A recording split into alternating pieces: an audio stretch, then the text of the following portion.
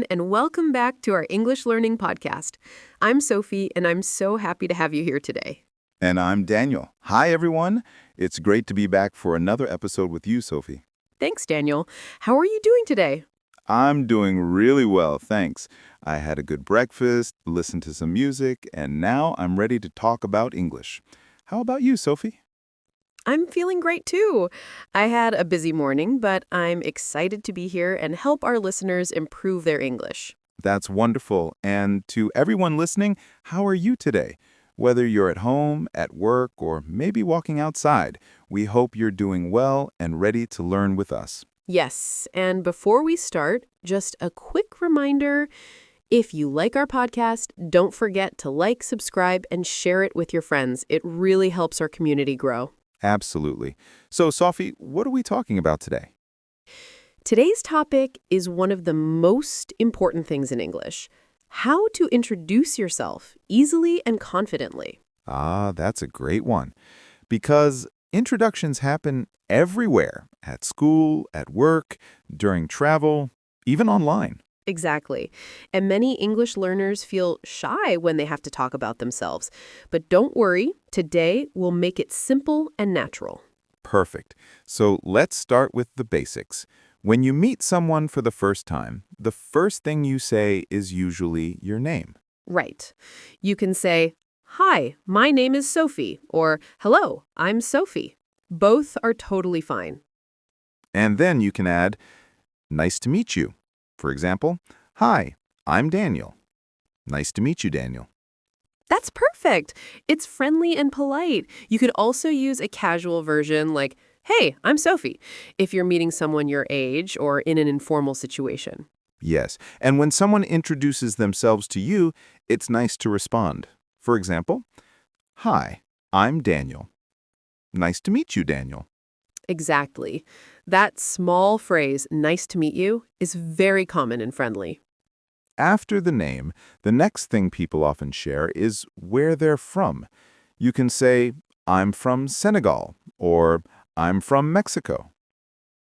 You can also add a little detail, like, "I'm from Senegal, but I live in Paris now." Oh, yes, that sounds great. Let's give our listeners some examples to repeat.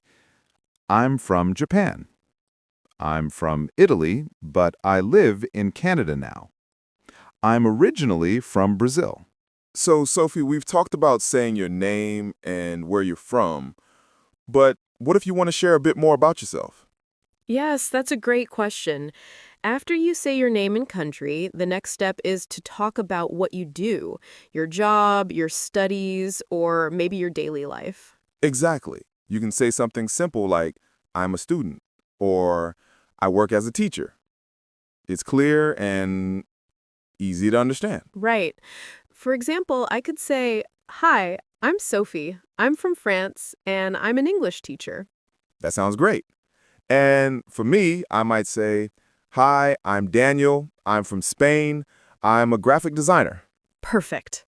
If you're a student, you can also say, "I study computer science," or "I'm a student at the University of Dakar." Yes, that's a good one. And remember, you don't need to make it complicated. Keep it short and natural. Exactly. Let's give our listeners a few more examples to repeat after us. "I'm a nurse at a hospital." I work in marketing. "I'm a student and I study English," introduces themselves to us. Right, because introductions are not just about you, they're about connection. You need to know what to say next to keep the conversation going. That's what we'll talk about next. How to reply naturally when someone says, "Hi, I'm..." So, Sophie, let's imagine someone introduces themselves to you. They say, "Hi, I'm Maria. I'm from Italy." What do you say next? Good question. The most common and friendly answer is, "Nice to meet you, Maria." That always works. Yes, it's simple and polite.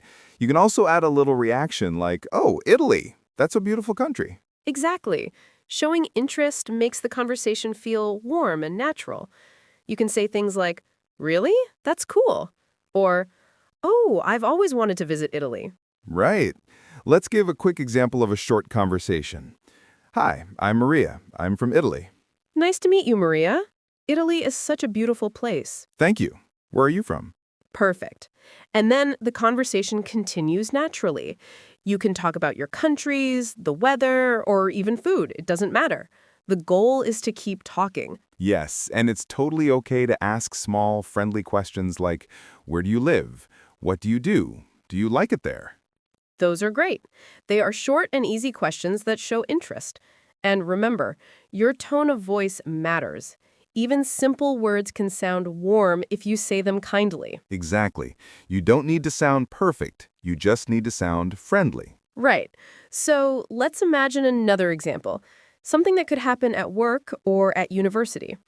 Hi, I'm Sophie. I teach English. Oh, nice. I'm Daniel. I study computer science. Cool. Do you like it? Yes, I do. It's interesting. See? That's a small conversation, but it already feels real and comfortable. Yes, and for learners, that's the best way to practice. Simple, everyday English. I agree. It's not about saying a lot. It's about sounding natural. Exactly. And here's a tip. When someone asks, how are you, during an introduction, you can answer in many ways. For example, I'm good, thanks. And you? I'm fine. Thank you. Pretty good. How about you? Yes, and don't forget to ask the question back. And you is very polite. That's right. It keeps the conversation friendly.